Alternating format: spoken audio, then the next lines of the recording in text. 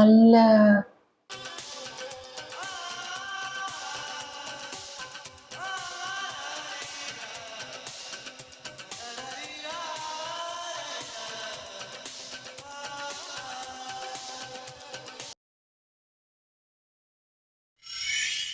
Hello.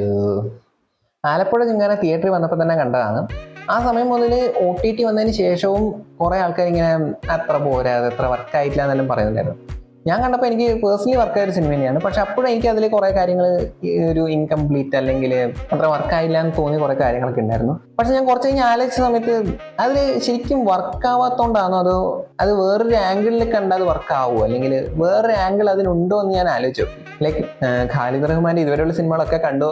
എനിക്ക് ഖാലിദ് റഹ്മാൻ്റെ ഇതുവരെയുള്ള സിനിമകളൊക്കെ ഞാൻ കണ്ടിട്ട് എനിക്ക് പേഴ്സണലി ഭയങ്കരമായിട്ട് ഇഷ്ടപ്പെട്ട സിനിമകളാണ്. അപ്പം ഖാലിദ് റഹ്മാൻ അങ്ങനെ ഒരു മിസ്റ്റേക്ക് പറ്റുമോ, എന്താണ് അതുകൊണ്ട് ഉദ്ദേശിച്ചത് നോക്കുന്നതാണ് ഈ വീഡിയോ. സോ ശരിക്കും എവിടെയാണ് ഖാലിദ് റഹ്മാൻ പാളിയത് നമുക്ക് നോക്കാം.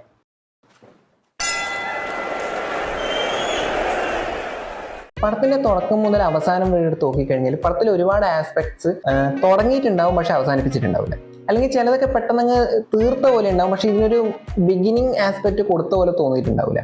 ഒരു ഉദാഹരണം നോക്കിക്കഴിഞ്ഞാൽ നസ്ലിന്റെ അച്ഛന്റെ ക്യാരക്ടർ എടുത്ത് നോക്കിക്കളാം. ഇപ്പൊ ഒരു ഉദാഹരണം നോക്കിക്കഴിഞ്ഞാൽ നസ്ലിന്റെ അച്ഛന്റെ ക്യാരക്ടർ എടുക്കാം. അച്ഛന്റെ ക്യാരക്ടർ ഇങ്ങനൊരു കീബോർഡിന്റെ ഒരു സാധനമൊക്കെ വാങ്ങിക്കുന്ന ഒരു സീനുണ്ട്.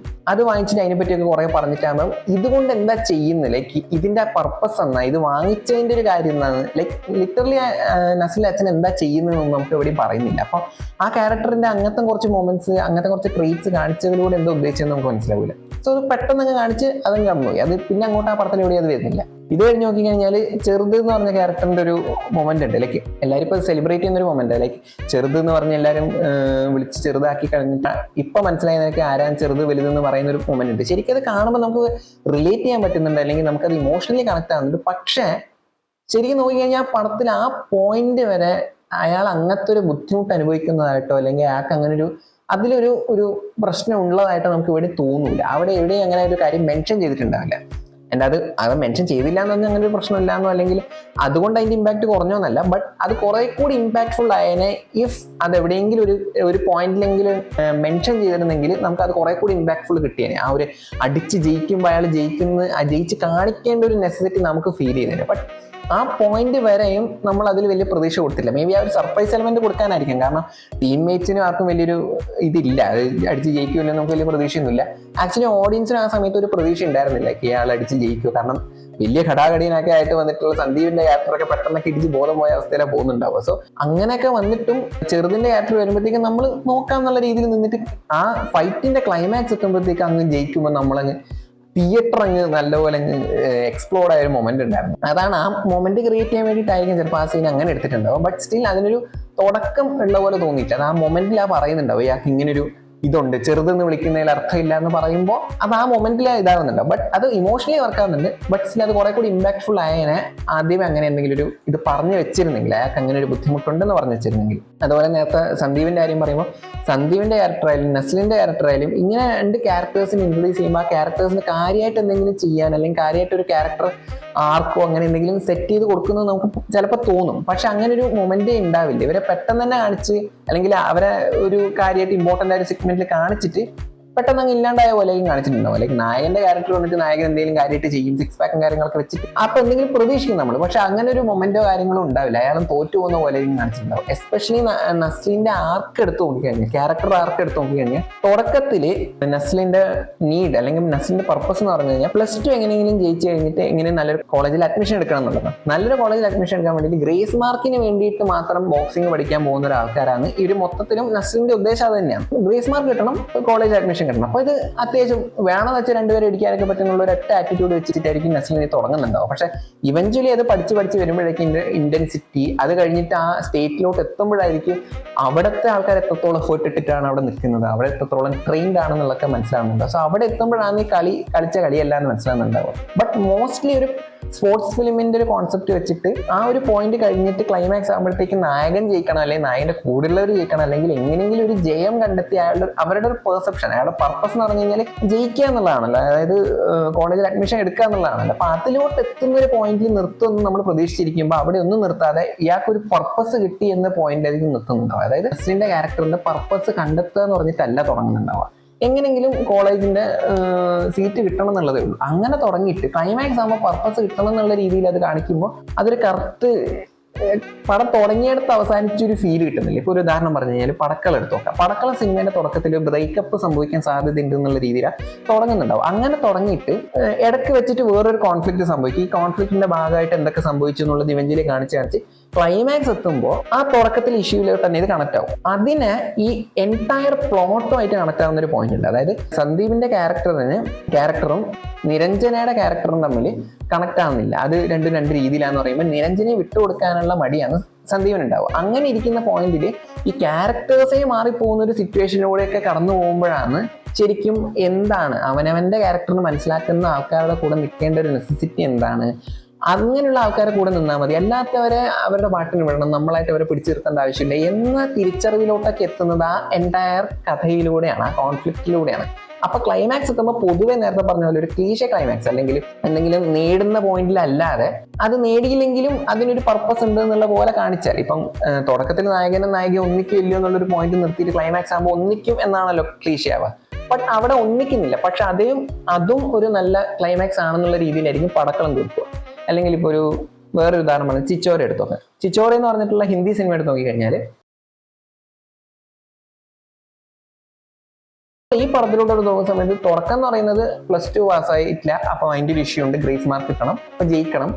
ആ ഒരു പോയിന്റിൽ കോളേജ് അഡ്മിഷൻ കിട്ടിയില്ല എന്നുള്ളത് അങ്ങനെ തുടങ്ങിയതാണ്. അങ്ങനെ തുടങ്ങിയിട്ട് ക്ലൈമാക്സ് എത്തുമ്പോഴത്തേക്ക് ഇവർക്ക് ഒരു പർപ്പസ് കിട്ടി, ഇവരെല്ലാവരും ഒരു പുതിയ അർത്ഥം കണ്ടുപിടിച്ചു എന്നുള്ള രീതിയിൽ, അല്ലെങ്കിൽ ജീവിതത്തിന് ഒരു പുതിയ തലം കെട്ടി എന്നുള്ള രീതിയിൽ കാണിക്കുമ്പോൾ നമ്മൾ തുടങ്ങിയിടത്തല്ലോ ഇത് അവസാനിച്ചു എന്നുള്ളൊരു കണക്ഷൻ കിട്ടാത്ത പോലെയൊക്കെ തോന്നിപ്പോകും. കാരണം എല്ലാവരും എക്സ്പെക്ട് ചെയ്തിട്ടുണ്ട്, ഒരു നോർമൽ സ്പോർട്സ് മൂവി പോലെ തന്നെ എല്ലാവരും എക്സ്പെക്ട് ചെയ്തിട്ടുണ്ട് ക്ലൈമാക്സിൽ ഇവർ ജയിക്കുന്ന പോലെയോ അല്ലെങ്കിൽ എന്തെങ്കിലും ഒരു ആസ്പെക്ട് ആരെങ്കിലും ഒരാൾ ജയിക്കുന്ന പോലെയെങ്കിലും എല്ലാവരും എക്സ്പെക്ട് ചെയ്തിട്ടുണ്ട്. പക്ഷെ ആരും ജയിച്ചിട്ടില്ല, എല്ലാവരും തോറ്റിട്ടായിരിക്കും വരുന്നുണ്ടാവും. അവസാനം അവർ ഓക്കെ അടുത്ത പിടിക്കാന്ന് പറഞ്ഞാൽ നിൽക്കുമ്പോൾ ഭൂരിഭാഗം ആൾക്കാരും ചിലപ്പോൾ ഇത് ഇത്രേ ഉള്ളെന്നുള്ളൊരു ഫീല് ചിലപ്പോൾ ആൾക്കാർക്ക് തോന്നിയേക്കാം. എസ്പെഷ്യലി ഇതൊരു ബോക്സിംഗ് ഫിലിം ആവുന്ന സമയത്ത് ബോക്സിംഗ് ഫിലിംസിനൊക്കെ ഒരു സ്ട്രക്ചർ നോക്കി കഴിഞ്ഞാൽ മനസ്സിലാക്കാൻ പറ്റും. ഒരു ബോക്സിംഗ് റിംഗിൽ തുടങ്ങിയ ഒരു ബോക്സിംഗ് റിംഗിൽ അവസാനിക്കുന്ന, അല്ലെങ്കിൽ ഒരു ബോക്സിംഗ് അംബീഷനിൽ തുടങ്ങിയിട്ട് ഒരു ബോക്സിംഗ് റിംഗിൽ അവസാനിക്കുന്ന പോലെ ആയിരിക്കും ബോക്സിംഗ് ഫിലിംസ് പൊതുവെ എടുക്കുന്നുണ്ടാവും. പക്ഷെ ഈ പടം എടുത്ത് നോക്കി കഴിഞ്ഞാൽ അവിടെ നിന്നേ തുടങ്ങുന്നില്ല. പടം തുടങ്ങുന്നത് തന്നെ റാൻഡം ആയിട്ട് ബോക്സിംഗ് എടുക്കാന്ന് പറഞ്ഞ് തുടങ്ങിയിട്ട് അതിന്റെ ഇന്റൻസ് ആയിട്ട് അതിൽ കയറി പോയിട്ട് ഓക്കെ എന്നാൽ ഇത്ര ഇന്റൻസ് ആയിട്ട് ബോക്സിങ്ങിലോട്ട് വന്നല്ലോ, എന്നാൽ പിന്നെ അതിന്റെ ബാക്കി എന്തായിരിക്കും നോക്കുമ്പോഴത്തേക്ക് അത് അങ്ങനെ തന്നെ ഒലിച്ചു പോകുന്ന പോലെ ക്ലൈമാക്സിൽ എത്തുമ്പോൾ വീണ്ടും സാധാരണ പോയിന്റിലോട്ടാണ് പോകുന്നുണ്ടാവുക. റിംഗിൽ അവസാനിക്കുന്ന പോലെയോ അല്ലെങ്കിൽ റിംഗിലൂടെ എന്തെങ്കിലും നേടുന്ന പോലെയോ അല്ല പണം അവസാനിക്കുന്നുണ്ടാവുക. സോ അത് ചിലപ്പോൾ ബോക്സിംഗ് ഫിലിം കൂടുതൽ പ്രതീക്ഷിച്ച് വന്ന ആൾക്കാർക്ക്, ആ ഒരു സ്ട്രക്ചർ പ്രതീക്ഷിച്ച് വന്ന ആൾക്കാർക്ക് ചിലപ്പോൾ അതൊരു ഡിസപ്പോയിന്റ്മെന്റ് കൊടുത്തേക്കാം. പിന്നെ അനഘാരവിന്റെ ക്യാരക്ടറിനെ ഇൻട്രൊഡ്യൂസ് ചെയ്ത് പതുക്കെ തുടങ്ങി ഇങ്ങനെ വരുന്ന പോയിന്റ് ക്ലൈമാക്സിനോട് അടുപ്പിച്ചിട്ടായിരിക്കും പഞ്ചാര പഞ്ച് സോങ് വരുന്നുണ്ടാവും. ആ പഞ്ചാര പഞ്ച് സോങ് വരുമ്പോഴത്തേക്കും ഓക്കെ നസ്ലിൻ പോയിട്ട് അപ്രിഷിയേറ്റ് ചെയ്യുന്നു, അതിലൊരു സന്തോഷമൊക്കെ തോന്നുന്നു. അപ്പൊ നമ്മൾ വിചാരിക്കും ഓക്കെ അത് കഴിഞ്ഞിട്ട് എന്തോ ഒരു കാര്യമായിട്ട് ബിൽഡ് ചെയ്ത കഥയിൽ അതെന്തോ നെറേറ്റീവിൽ എന്തോ വരാനുണ്ട്, എന്തോ ചിലപ്പോൾ അനഘാരവിയുടെ ക്യാരക്ടറിന് ചിലപ്പം നസ്ലിനോട് ഇഷ്ടം തോന്നിയിട്ടുണ്ടാവും എന്നൊക്കെ നമ്മൾ ആ ഒരു പാട്ട് കഴിയുമ്പോൾ നമുക്ക് തോന്നും. കാരണം ആ പാട്ടിന് അങ്ങനെ ഒരു ഇമ്പോർട്ടൻസ് കൊടുക്കുന്നുണ്ട്. പക്ഷെ ക്ലൈമാക്സ് ആകുമ്പോൾ അതിനും വലിയൊരു ഇത് വരുന്നില്ല. അനഘാരവിയുടെ ക്യാരക്ടർ അങ്ങനെ തന്നെ പറഞ്ഞങ്ങ് പോവുക ചെയ്യുന്നുണ്ടാവുക. അതിനൊരു കാര്യമായിട്ട് ഇമ്പോർട്ടൻസ് വന്ന പോലെ എവിടെയും ഫീൽ ചെയ്യുന്നുണ്ടാവും. ആ ക്യാരക്ടർ വന്ന പോലെ അങ്ങനെ തന്നെ എക്സിറ്റ് ആയിട്ടായിരിക്കും കാണിച്ചിട്ടുണ്ടാവുക.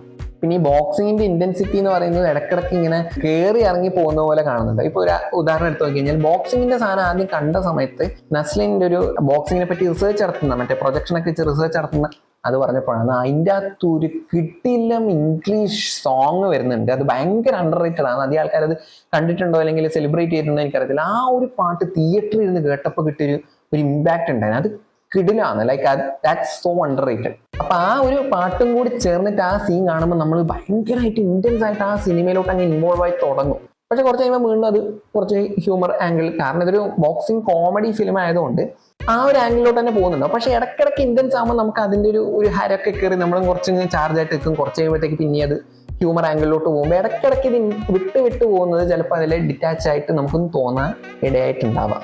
സോ ബേസിക്കലി നമ്മൾ കണ്ടിട്ടുള്ള ഒരു സ്ട്രക്ചറിലോ അല്ലെങ്കിൽ ഇതിന് കുറെ കൂടി പൊട്ടൻഷ്യൽ കൊടുത്ത് കുറെ കൂടി ഇമോഷണലി വർക്കാക്കി എടുക്കാൻ പറ്റുന്ന ഒരുപാട് സ്പേസ് ഉണ്ടായിട്ട് അതൊന്നും ട്രൈ ചെയ്തില്ല എന്ന് ഫീൽ ചെയ്യുന്ന ഒരു പോയിന്റിലായിരിക്കും ഇതിൽ ഇഷ്യൂസ് നമുക്ക് തോന്നുന്നുണ്ടാവുക. അത് കുറച്ചും കൂടി അങ്ങോട്ട് ചെയ്യാമായിരുന്നില്ല, കുറച്ചുകൂടി ഇങ്ങോട്ട് എടുക്കാമായിരുന്നില്ല, ഇതൊന്നും ചെയ്തില്ല എന്നുള്ളൊരു ഫീല് പലർക്കും തോന്നിയെന്നിരിക്കാം. പക്ഷെ ഈ ഒരു പോയിന്റിലാണ് ഞാൻ ഇതിന്റെ ഒരു വേറെ വേർഷനെ പറ്റി ചിന്തിക്കുന്നുണ്ടാവും. അതായത് ഫസ്റ്റ് ഇതിന്റെ ഒരു പോസിറ്റീവ് കാര്യം ഞാൻ പറഞ്ഞു തുടങ്ങാം.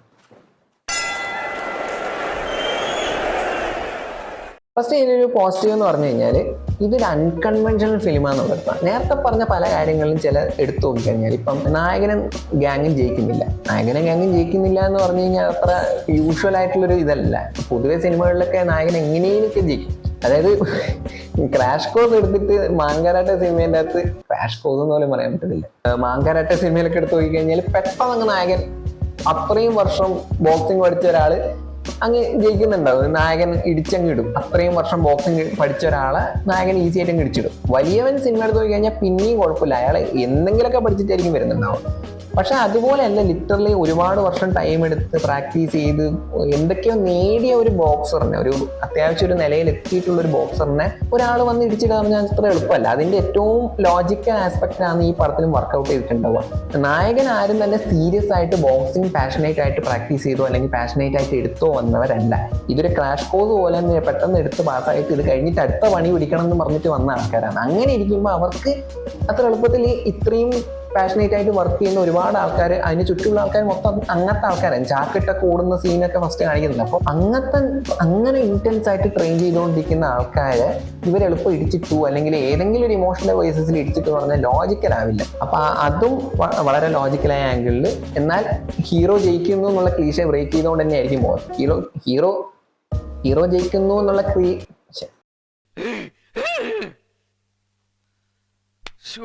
ഹീറോ ജയിക്കുന്നു എന്നുള്ള ക്ലീഷെ ഏത് ലെവലിൽ ബ്രേക്ക് ചെയ്തു എന്ന് വെച്ച് കഴിഞ്ഞാൽ, ഹീറോ ജയിച്ചിട്ട് ബാക്ക് ഫ്ലിപ്പ് അടിക്കുന്നത് ഹീറോ സ്വപ്നം കണ്ടിട്ട് അതേ ഹീറോ ഇടികൊണ്ട് നിലത്ത് വീണ് ഹീറോന്റെ ഓപ്പോണന്റ് അങ്ങനെ ബാക്ക് ഫ്ലിപ്പ് അടിക്കുന്നത് കണ്ട് ഡേജാവു എന്ന് പറയുന്ന പോയിന്റിലായിരിക്കും ഹീറോന്റെ ആ സീൻ എക്സിറ്റ് അത് തീരുന്നുണ്ടാവുക. അതാണ് ക്ലീഷെ ബ്രേക്കിങ്ങിന്റെ ഒരു എപ്പിറ്റമി എന്ന് പറയുന്നത്, വേണമെങ്കിൽ അങ്ങനെ പറയാം. അങ്ങനത്തെ ഒരു സീൻ വന്നിട്ട് ഞാൻ ഇടം കണ്ടിട്ടില്ല. ലൈക്ക് ഹീറോ നാണം കെട്ടുപോയി, അങ്ങനത്തെ ഒരു സീൻ ആ രീതിയിൽ അത് എടുത്തു വെച്ചിട്ടുണ്ടാവും. അതൊരു ക്ലീഷെ ബ്രേക്കിങ്ങിന്റെ വേറൊരു തലമാണ്. അങ്ങനെ നോക്കിക്കഴിഞ്ഞാൽ വേറെയും ഒരുപാട് ക്ലീഷെ ബ്രേക്ക് ചെയ്തിട്ടുണ്ട്.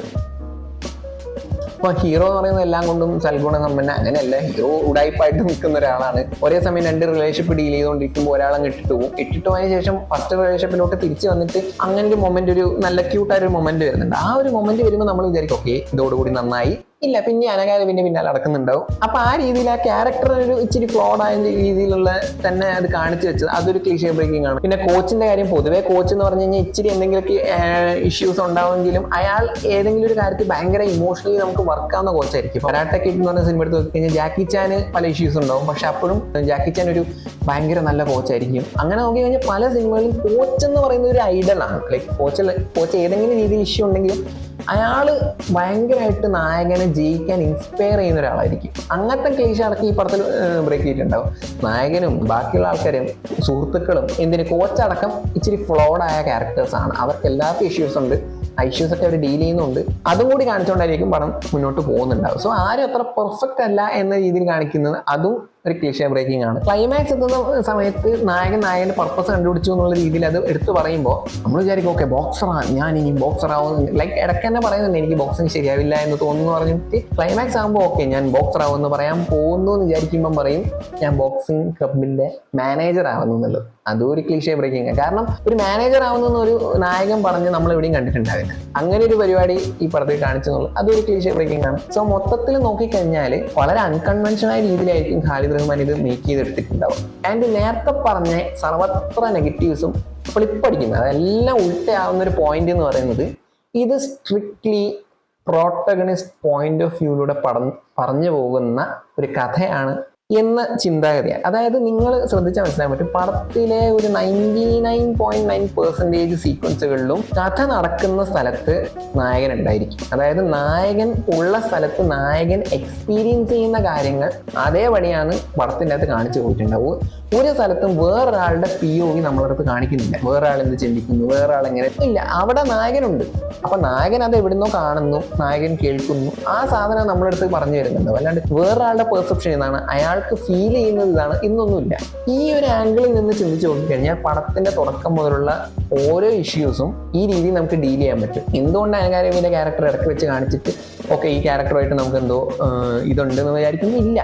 അനകാരവിയുടെ ക്യാരക്ടർ എപ്പോഴൊക്കെ കാണിക്കുന്നുണ്ട് അപ്പോഴൊക്കെ ജോജോ എന്ന് പറഞ്ഞ ക്യാരക്ടർ, നസ്ലിന്റെ ക്യാരക്ടർ കാണുമ്പോഴേ നമ്മളും കാണുന്നുള്ളൂ. നസ്ലിന്റെ ക്യാരക്ടറിനോട് ആ ക്യാരക്ടർ എന്ത് പറയുന്നു അതേ നമ്മളും കേൾക്കുന്നുള്ളൂ. അതുവരെ ആ ക്യാരക്ടറിന് ഇമ്പോർട്ടൻസ് ഉള്ളൂ, ബിക്കോസ് പ്രോട്ടോഗണിസ്റ്റ് അത്ര അയാളെ കാണുന്നുള്ളൂ. സോ അതിന് മുകളിൽ നമുക്കറിയില്ല. ചെറുത് എന്ന് പറഞ്ഞ ക്യാരക്ടറിന്റെ അയാൾ ചെറുതെന്ന് വിളിക്കുന്നു എന്നുള്ളതിന്റെ ബുദ്ധിമുട്ട് അനുഭവിക്കുന്നത് നസ്ലിന്റെ ക്യാരക്ടർ അറിയുന്നത് അപ്പോഴാണ്. അപ്പൊ നമ്മൾ അപ്പോഴേ അറിയത്തുള്ളൂ, ഇനി മുന്നേ അറിയാൻ വകുപ്പില്ല. കാര്യം അയാൾക്കും അറിയില്ല അത്, അയാൾ അപ്പോഴും അതിന്റെ അങ്ങനെ ഒരു വിഷമം ഉണ്ടെന്ന് അയാൾ അപ്പോഴും അറിയുന്നുണ്ടാവുക.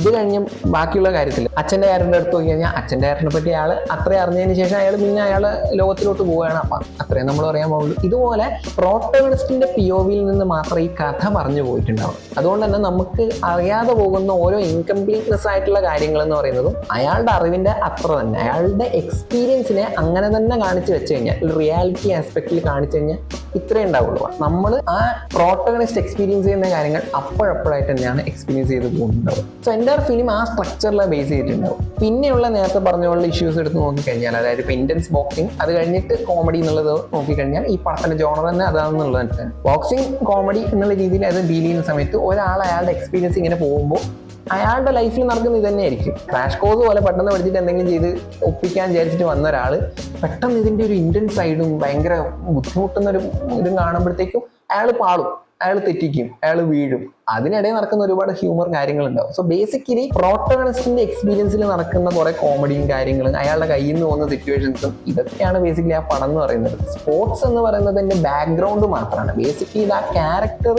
അയാളുടെ ലൈഫിൽ നടന്ന ഒരു എക്സ്പീരിയൻസ്, ഒരു ഏട് പറഞ്ഞു വെക്കുന്നു എന്നുള്ളതാണ്. അതുകൊണ്ട് തന്നെ തുടക്കം അയാൾ +2 കഴിഞ്ഞ് അത് പാസ്സായില്ല, അപ്പം ഗ്രേസ് മാർക്കിന് വേണ്ടി ബോക്സിംഗ് പഠിക്കാൻ പോകുന്നു. അവിടെ നിന്ന് പിന്നെ അങ്ങോട്ട് ബോക്സിങ്ങിന്റെ ഒരു വേൾഡിലോട്ട് അയാൾ എൻ്റർ ആവുന്നു. അതിന്റെ കൂടെ നമ്മളും ആ ഒരു വേൾഡിലോട്ട് എൻ്റർ ആവാണ്. എൻ്റർ ആയി കഴിഞ്ഞതിന് ശേഷം അതിൻ്റെ ഒരു തിളക്കവും ഭംഗിയും അതിൻ്റെ ഒരു സ്പിരിറ്റൊക്കെ കിട്ടി ഇവഞ്ച്വലി ഇത് ഇത്ര ഇൻറ്റൻസ് ആണ്, ഇത്രത്തോളം സീരിയസ് ആണെന്നുള്ളത് മനസ്സിലാക്കി നമ്മളൊന്ന് പയറ്റി നോക്കി തോറ്റുപോയി. പക്ഷെ അവസാനം എങ്ങനെയൊക്കെയോ പിടിച്ച് എന്നാൽ പിന്നെ നമ്മൾ അടുത്ത തവണ എങ്ങനെയെങ്കിലും കപ്പടിക്കും എന്നുള്ളൊരു പെർസെപ്ഷനിൽ കിട്ടുന്നിടത്താണ് പണം തീരുന്നുണ്ടാവുക. ലൈക്ക് തുടങ്ങിയതിന്റെ ഇതിലല്ല തീരുന്നെങ്കിലും നേരത്തെ പറഞ്ഞ പോലെ എക്സ്പീരിയൻസ് ആംഗിളിൽ നോക്കിക്കഴിഞ്ഞാൽ നമ്മളും ഇതുപോലെ പല കാര്യങ്ങളൊക്കെ ചെയ്ത് ഇടയ്ക്ക് വെച്ചായിരിക്കും നമുക്ക് എന്തെങ്കിലും ഒരു സാധനം കിട്ടുക. എന്നാൽ പിന്നെ അങ്ങനെ ചെയ്യാന്ന് പറഞ്ഞിട്ട് നമ്മൾ അങ്ങനെ ഒരു തീരുമാനം എടുക്കും. ഇതൊരു കഥയായിട്ട് നോക്കിക്കഴിഞ്ഞാൽ ഇത് തുടക്കത്തിലുമായിട്ട് കണക്ഷൻ ഉണ്ടാവില്ല. പക്ഷെ ഇതൊരു എക്സ്പീരിയൻസ് ആയിട്ട് എടുത്ത് നോക്കിക്കഴിഞ്ഞാൽ ഇങ്ങനെയാണ് സംഭവിക്കുക. സോ ആ ആംഗിളായിട്ട് ഈ എൻറ്റയർ ഫിലിം എന്നെ സെറ്റ് ചെയ്തെന്നുള്ളതാണ്. ഇങ്ങനെ ചിന്തിക്കുമ്പോൾ ഈ സിനിമയിൽ നടക്കുന്ന എല്ലാ കാര്യങ്ങളും വളരെ ലോജിക്കലായിട്ടാണ് നടക്കുന്നതെന്ന് നമുക്ക് മനസ്സിലാകുന്നത്. എല്ലാം കറക്റ്റാണ്. ആ ക്യാരക്ടറിന്റെ പെർസെപ്ഷനിൽ നടക്കുന്ന കാര്യങ്ങൾ, അയാൾ മനസ്സിലാക്കുന്ന കാര്യങ്ങൾ, അയാൾ അനുഭവിക്കുന്നത്, അയാൾക്കുണ്ടാകുന്ന തിരിച്ചറിവുകൾ, ഇതിലൂടെ ആയിരിക്കും കഥ പറഞ്ഞു പോകുന്നുണ്ടാവും. ഇതിലേറ്റവും ഭംഗിയായിട്ട് തോന്നിയതും ഇത് ഒരു ടിപ്പിക്കൽ ഫിലിമായിട്ട് വന്നില്ല എന്നുള്ളതാണ്. സോ ചിലർക്ക് അത് വർക്കാവാതെ പോയിട്ടുണ്ടാവുക. ആ ടിപ്പിക്കൽനെസ്സിലെ ഒരു പോസിറ്റീവ് ആസ്പെക്ട് ഉണ്ടല്ലോ. ലൈക്ക് നമ്മൾ നേരത്തെ കണ്ട പോലെ നസ്ലിൻ 6 പാക്ക് വെച്ചിട്ട് വന്നിട്ടുള്ളത്, ലുക്മാൻ 6 പാക്ക് വെച്ചിട്ട് വന്നിട്ടുള്ളത്. അപ്പൊ ഇത്രയും ആൾക്കാർ ഇത്രയും ഭയങ്കര പവറായിട്ടൊക്കെ വന്നിട്ട് നമ്മൾ ഇവരുടെ ഒരു പീക്ക് പെർഫോമൻസ്, ഭയങ്കര ഫൈറ്റും കാര്യങ്ങളൊക്കെ എക്സ്പെക്ട് ചെയ്ത് പോയിട്ട് അതൊന്നും അല്ലാത്തൊരു റിയലിസ്റ്റിക് അപ്രോച്ച് അല്ലെങ്കിൽ ഒരു എക്സ്പീരിയൻസ് എന്ന ആംഗിളിൽ ഒരു അൺകൺവെൻഷണൽ രീതിയിൽ ഒരു സിനിമ കാണിച്ചു തന്നപ്പോൾ ചിലപ്പോൾ കുറെ ആൾക്കാർക്ക് വർക്കാവാതെ പോയതായിരിക്കും. അതല്ലാതെ നോക്കുന്ന സമയത്ത് ഈ പടത്തിൻ്റെ അകത്ത് ടെക്നിക്കൽ ആസ്പെക്ട് ആയാലും ക്യാമറ വർക്കിനെ പറ്റിയൊന്നും പറയാനില്ല. അത്രയും പീക്കിലായിരിക്കും ചെയ്തു വെച്ചിട്ടുണ്ടാവുക. എഡിറ്റിംഗ് കിടിലായിരുന്നു, കോസ്റ്റ്യൂംസ് കിടിലായിരുന്നു, പാട്ടുകൾ, മ്യൂസിക്കും ഡീസൻ്റ് ആയിരുന്നു, നന്നായിരുന്നു. ഞാൻ എസ്പെഷ്യലി എടുത്ത് പറഞ്ഞാൽ ഇംഗ്ലീഷ് മ്യൂസിക്, അതല്ലാതെ ഫൈറ്റിംഗ് സീക്വൻസിൽ വന്ന വേറെ കുറെ മ്യൂസിക് ഒക്കെ ഉണ്ട്, അതും കിടിലായിരുന്നു. സോ മൊത്തത്തിൽ പറഞ്ഞു കഴിഞ്ഞാൽ ടെക്നിക്കലി ബ്രില്യൻ്റ് ആയ ഒരു സിനിമ, പക്ഷെ ഒരു യൂഷ്വൽ ട്രീറ്റ്മെന്റിലൂടെ അങ്ങ് പോയില്ല. സോ അതുകൊണ്ട് തന്നെ എല്ലാവർക്കും വർക്കായില്ല എന്നുള്ളതിൽ വലിയ അത്ഭുതമൊന്നുമില്ല.